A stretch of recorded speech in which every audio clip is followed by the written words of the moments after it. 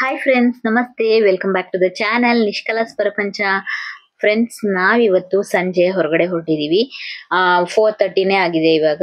ನಾವು ಹೊರಟಿರೋದು ಎಲ್ಲಿಗೆ ಅಂತಂದ್ರೆ ಮೈಸೂರು ದಸರಾ ಎಕ್ಸಿಬಿಷನ್ ಗ್ರೌಂಡ್ ಅಲ್ಲಿ ಸಮ್ಮರ್ ಎಕ್ಸಿಬಿಷನ್ ಹಾಕಿದ್ದಾರೆ. ಮತ್ತೆ ಏನಂದ್ರೆ ನಯಗ್ರಾ ಫಾಲ್ಸ್ ಕೂಡ ಮಾಡಿದ್ದಾರೆ ಅಂತ ಹೇಳ್ತಾ ಇದ್ರು. ನಾನು ಕೂಡ ಹೋಗೋಣ ಅಂತ ಅನ್ಕೊಂಡೆ. ನಮ್ಮ ಮನೆಯವ್ರು ಕೂಡ ಹೋಗೋಣ ಅಂತ ಕರ್ಕೊಂಡು ಹೋಗ್ತಾ ಇದ್ದಾರೆ.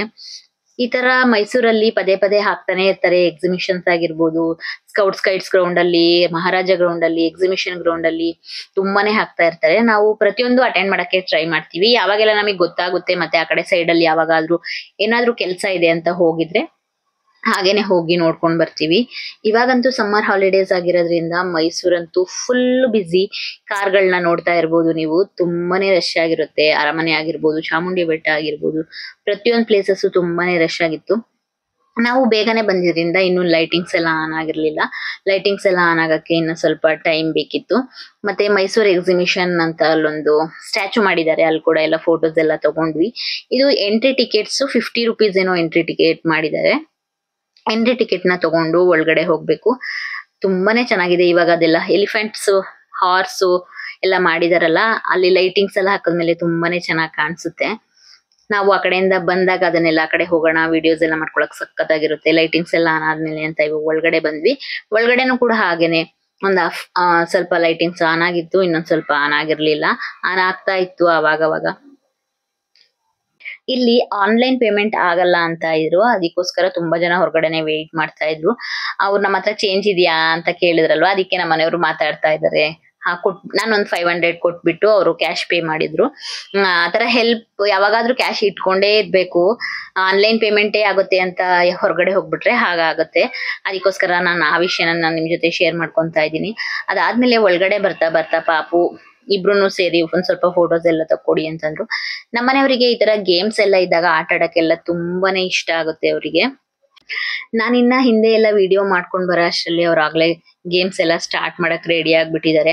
ಆದ್ರೆ ಅವ್ರು ಕೇಳ್ಕೊಂಡೇ ಇಲ್ಲ, ಸ್ವಲ್ಪ ಪ್ರೈಸ್ ಜಾಸ್ತಿ ಮಾಡಿದ್ರು. ಅವರು 30 ರುಪೀಸ್ 1 ಗೇಮ್ ಅಂತೆ, 1 ಬಾಲ್ ಎಸೆಕ್ಕೆ 30 ರುಪೀಸ್ ಅಂತ ಹೇಳ್ತಾ ಇದ್ರು. ನನಗೆ ಗೊತ್ತಿರ್ಲಿಲ್ಲ.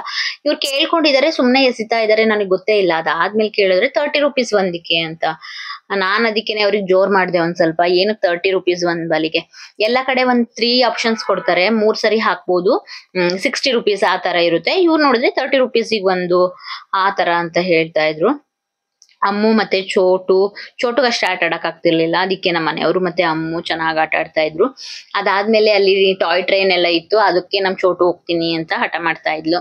ಇದನ್ನ ಮುಗಿಸ್ಕೊಂಡ್ ಹೋಗೋಣ ಅಂತ ಹೇಳಿದ್ರು ಕೇಳ್ತಾ ಇರ್ಲಿಲ್ಲ, ಯಾಕಂದ್ರೆ ಅವಳಿಗೂ ಕೂಡ ಬೇಗ ನಾನು ಆಟ ಆಡ್ಬೇಕು ಅನ್ನೋದು ಒಂದಿತ್ತು. ಇದು ಒಂದೇ ಗೇಮ್ ಅಲ್ಲ, ತುಂಬಾನೇ ಗೇಮ್ಸ್ ಇತ್ತು ಇಲ್ಲಿ. ಚೆನ್ನಾಗಿ ಎಂಜಾಯ್ ಮಾಡ್ಬೋದು ಬಂದ್ರೆ, ಮಕ್ಕಳನ್ನೆಲ್ಲ ಕರ್ಕೊಂಡ್ ಬಂದ್ರೆ. ಇನ್ನ 1.5 ತಿಂಗಳು ಇರುತ್ತೆ ಅಂತ ಹೇಳಿದ್ರು. ನಾನೆಲ್ಲ 1 ವಾರ ಇರುತ್ತೆ ಅಂತ ಅನ್ಕೊಂಡಿದ್ದೆ. ನಮ್ ಫ್ರೆಂಡ್ ಕೂಡ ಯಾರೋ 1 ವಾರ ಇರುತ್ತೆ ಅಂತ ಹೇಳ್ತಾ ಇದ್ರು.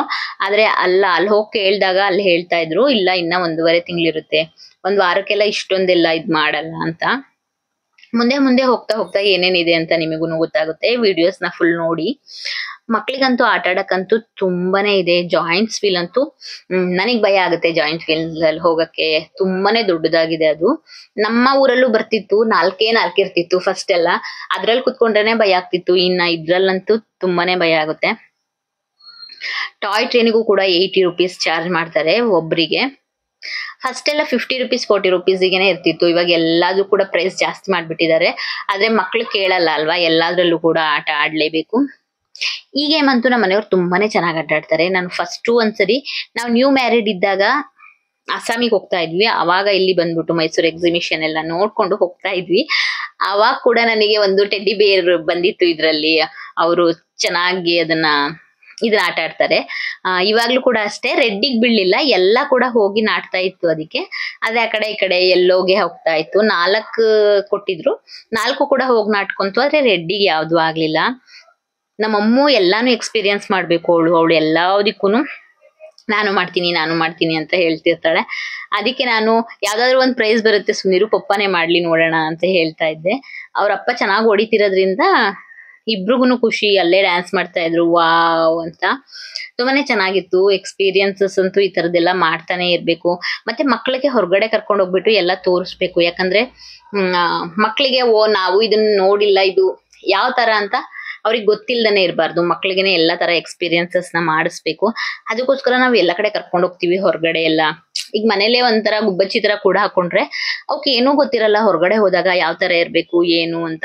ಅದನ್ನೆಲ್ಲ ಒಂದ್ ಸ್ವಲ್ಪ ಏನಂತಾರೆ ಇವಾಗ ದೇಶ ಸುತ್ತಿ ನೋಡು ಕೋಶ ಓದಿ ನೋಡು, ಕೋಶ ಓದಕ್ಕಾಗ್ಲಿಲ್ಲ ಅಂದ್ರೆ ಒಂದ್ ಸ್ವಲ್ಪ ದೇಶ ಸುತ್ತಿಸಿದ್ರಾನು ಅವ್ರಿಗಾದ್ರೂ ಎಲ್ಲ ಒಂದ್ ಸ್ವಲ್ಪ ಎಕ್ಸ್ಪೀರಿಯನ್ಸಸ್ ಆಗುತ್ತೆ ಅಂತ ಅಷ್ಟೇ. ಅದಾದ್ಮೇಲೆ ಮತ್ತೆ ನಾವು ಟಾಯ್ ಟ್ರೈನ್ ಹತ್ರ ಬಂದ್ವಿ. ಪಾಪು ಆಟ ಆಡ್ತೀನಿ ಅಂದ್ಲಲ್ವಾ, ಅವಳನ್ನ ಆಟ ಆಡ್ಸ ಅಷ್ಟರಲ್ಲಿ ಟಿಕೆಟ್ಸ್ ಎಲ್ಲ ತಗೊಂಡು ನಾವು ಬೇಗ ಬಂದಿರೋದ್ರಿಂದ ಅಷ್ಟೊಂದೇನ್ ರಶ್ ಇರ್ಲಿಲ್ಲ. ಮತ್ತೆ ನಾವ್ ಇವಾಗ ಒಂದ್ 2 days ಆಗಿದೆ ಅಷ್ಟೇ ಇದನ್ನ ಓಪನ್ ಮಾಡಿ, ಬೇಗ ಹೋಗಿರೋದ್ರಿಂದ ಏನು ಅಷ್ಟೊಂದೇನ್ ರಶ್ ಇರ್ಲಿಲ್ಲ. ಇನ್ನ 1.5 ತಿಂಗಳು ಇರುತ್ತಲ್ಲ, ನೀವು ಹೋಗಿ. ಇನ್ನ ತುಂಬಾ ಸ್ಟಾಲ್ಸ್ ಎಲ್ಲ ಹಾಕ್ತಾ ಇದಾರೆ, ಇನ್ನೂ ಹಾಕ್ತಾ ಇದಾರೆ. ತುಂಬಾನೇ ಚೆನ್ನಾಗಿರುತ್ತೆ. ಸ್ಯಾಟರ್ಡೆ ಸಂಡೇಸ್ ಅಂತೂ ಇನ್ನ ಗ್ರ್ಯಾಂಡ್ ಆಗಿರುತ್ತೆ, ತುಂಬಾನೇ ಚೆನ್ನಾಗಿರುತ್ತೆ. ನೀವು ಕೂಡ ಹೋಗಿ ಎಂಜಾಯ್ ಮಾಡಿ. ಟಾಯ್ ಟ್ರೈನ್ ಕೂಡ ಸ್ಟಾರ್ಟ್ ಆಯ್ತು. ಅಷ್ಟರಲ್ಲಿ ನಮ್ಮ ಮನೆಯವರು ಪಕ್ಕದಲ್ಲೇ ಬಜ್ಜಿ ಮಾಡ್ತಾ ಇದ್ರಲ್ವಾ, ಅಲ್ಲಿಗೆ ಹೋಗಿದ್ದಾರೆ ಅಮ್ಮನು ನಮ್ಮನೆಯವರು.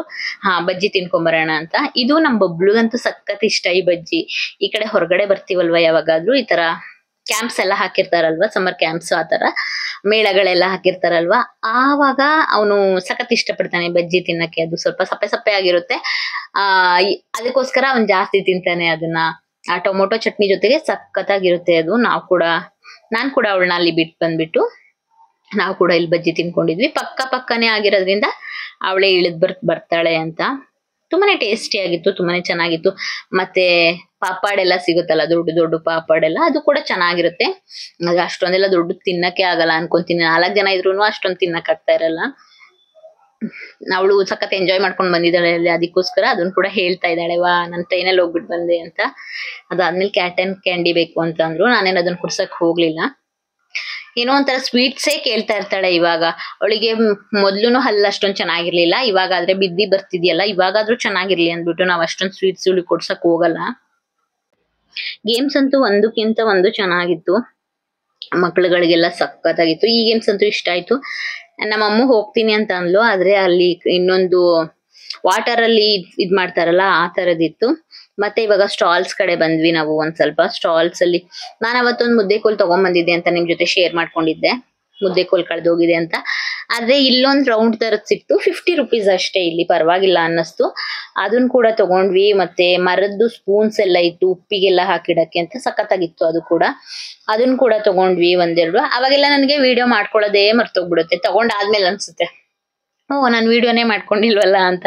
ಯಾಕಂದ್ರೆ ನಾನೇ ವಿಡಿಯೋ ಮಾಡ್ಬೇಕಾಗಿರೋದ್ರಿಂದ ನಮ್ಮ ಮನೆಯವರಿಗೂ ಅಷ್ಟು ಬರಲ್ಲ ಮಾಡಕ್ಕೆ, ಅವ್ರು ಮಾಡೋದು ಇಲ್ಲ, ಅವ್ರು ಇಟ್ಕೊಳ್ಳಲ್ಲ ಫೋನ್ ಎಲ್ಲ. ಯಾವಾಗಾದ್ರೂ ಒಂದ್ಸರಿ ಅಪರೂಪಕ್ಕೆ ಇದನ್ನೇನಾದ್ರೂ ಮಾಡಿ ಅಂತ ಅಂದ್ರೆ ಅಷ್ಟೇ ಮಾಡ್ಕೊಡ್ತಾರೆ ಅಷ್ಟೇ. ಅದಕ್ಕೋಸ್ಕರ ನಾನು ಹೊರಗಡೆ ಹೋಗಿರೋದೇ ತೋರಿಸ್ತೀನಿ ಹೊರತು ನನ್ನ ತೋರ್ಸ್ಕೊಳಕ್ಕೆ ಆಗಲ್ಲ ವಿಡಿಯೋಗಳಲ್ಲಿ. ಅದಾದ್ಮೇಲೆ ನಾನು ಹೋದ್ ವಿಡಿಯೋದಲ್ಲೂ ನಿಮ್ ಜೊತೆ ಶೇರ್ ಮಾಡಿದ್ದೆ, ಏನು ಜಾಮೆಟ್ರಿ ಬಾಕ್ಸಸ್ ಎಲ್ಲ ಕೇಳ್ತಾ ಇದಾರೆ ಅಂತ.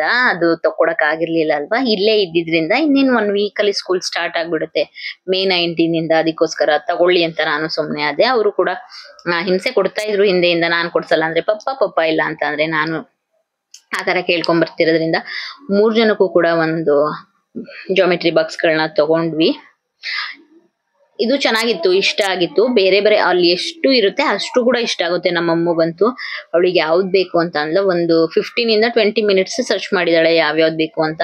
ಪಾಪು ಕೂಡ ಇಲ್ಲ, ಪಾಪು ಕೂಡ ಚೆನ್ನಾಗಿರೋದು ಸಿಕ್ತು ಒಂದು, ಪಾಪು ಕೂಡ ತಗೊಂಡ್ವಿ. ಇವರಿಬ್ರು ಕೂಡ ತಗೊಂಡ್ರು.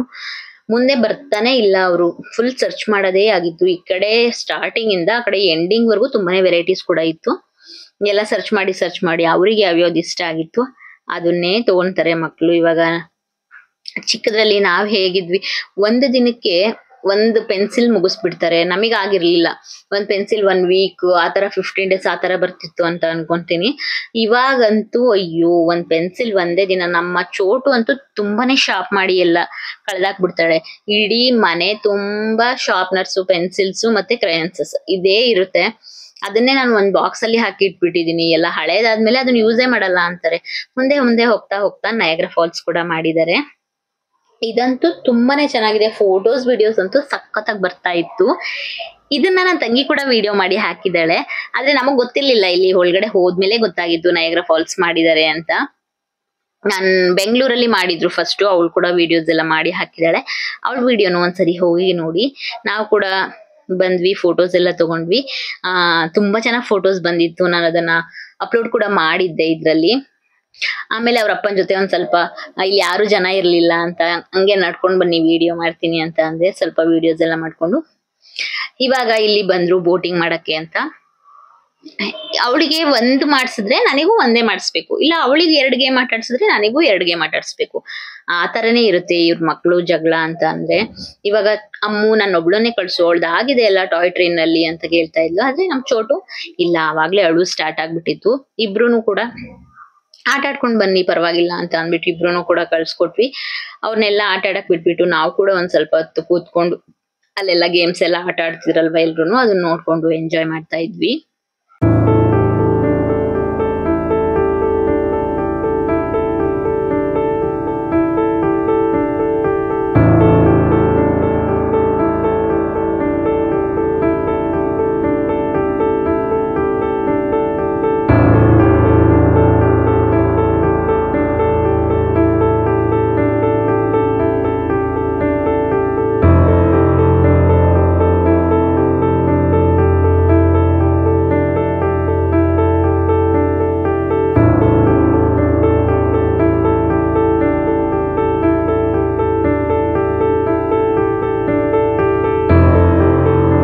ಇದಂತೂ ಸಖತ್ ಭಯನೇ ಆಗ್ತಿತ್ತು ನನ್ಗೆ, ನೋಡಕ್ಕೇನೆ ಭಯ ಆಗ್ತಿತ್ತು. ಅದ್ರಲ್ಲಿ ಹೆಂಗ್ ಕೂತಿದ್ರು ಅಂತ ಜನ ನನಗಂತೂ ಗೊತ್ತಿಲ್ಲ. ಸಖತ್ ಭಯ ಆಗ್ತಿತ್ತು ನೋಡಕ್ಕೆ. ಇಲ್ಲೇ ನಮ್ಮ ಮನೆಯವ್ರಿಗೆ ಹೋಗ್ತೀರಾ ಅಂತ ಕೇಳ್ತಿದ್ದೆ, ಇಲ್ಲಪ್ಪ ಹೋಗಲ್ಲ ಅಂತ ಹೇಳ್ತಾ ಇದ್ರು. ಮೊದ್ಲಾದ್ರೆ ಎಲ್ಲದಕ್ಕೂ ಕುತ್ಕೊಂತಿದ್ವಿ, ಇವಾಗ ಸ್ವಲ್ಪ ಆಗಲ್ಲ, ನಮಗೇನೆ ಭಯ ಆಗ್ಬಿಡತ್ತೆ. ಅದಾದ್ಮೇಲೆ ನಾವು ಕೂಡ ಮನೆಗೆ ಹೊರಟ್ವಿ. ಇದು ಕೂಡ ತುಂಬಾನೇ ಚೆನ್ನಾಗಿದೆ. ಇದು ದಸರಾ ಟೈಮಲ್ಲೇ ಹಾಕಿದ್ರು. ಇದ್ರ ಮೇಲೆ ಒಂದ್ ಸೈಕಲ್ದು ಬರುತ್ತಲ್ಲ ಆ ತರ ಇತ್ತು.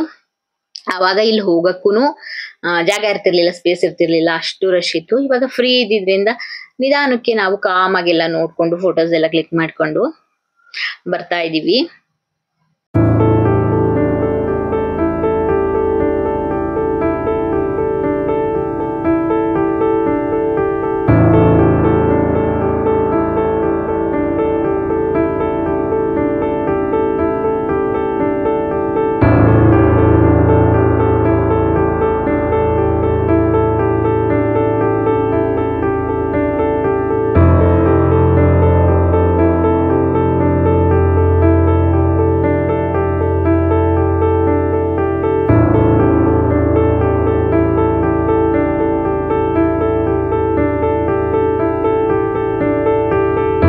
ಇವಾಗ ನೋಡ್ತಾ ಇದ್ದೀರಾ ಅಲ್ವಾ ಹೊರಗಡೆ ಎಷ್ಟು ಚೆನ್ನಾಗಿ ಕಾಣಿಸ್ತಾ ಇದೆ ಅಂತ. ಇವಾಗ ಲೈಟಿಂಗ್ಸ್ ಎಲ್ಲ ಆನ್ ಮಾಡ್ಯಾರ, ಅದರಿಂದ ತುಂಬಾನೇ ಚೆನ್ನಾಗಿ ಕಾಣಿಸ್ತಾ ಇತ್ತು. ಜನ ಇನ್ನ ಬರ್ತಾ ಇದ್ರು, ಹೋಗ್ತಾ ಇದ್ರು.